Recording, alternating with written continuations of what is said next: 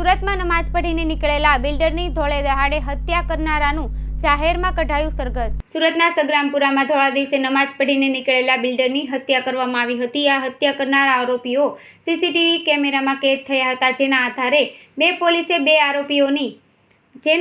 પોલીસે બે આરોપીઓની ધરપકડ કરી હતી। આ બંને આરોપીઓ સગા ભાઈ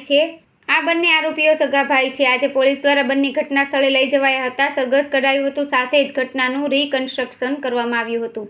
ગત તારીખ 30મી જુલાઈના રોજ સગ્રામપુરા આશુતોષ હોસ્પિટલની સામે આવેલી જમીનની દલાલીના નાણાં બાબતે થયેલ ડખામાં બિલ્ડર આરિફ કુરેશીની હત્યા કરવામાં આવી હતી। આ હત્યાનો બનાવ સીસીટીવી કેમેરામાં કેદ થવા પામ્યો હતો। નમાજ અદા કરી આવી રહેલા બિલ્ડર કુરેશી પર આ બંને ભાઈઓએ એક બાદ એક તીક્ષ્ણ હથિયાર વડે હુમલો કર્યો હતો, જેના કારણે ઘટના સ્થળે તેઓ મૃત્યુ પામ્યા હતા।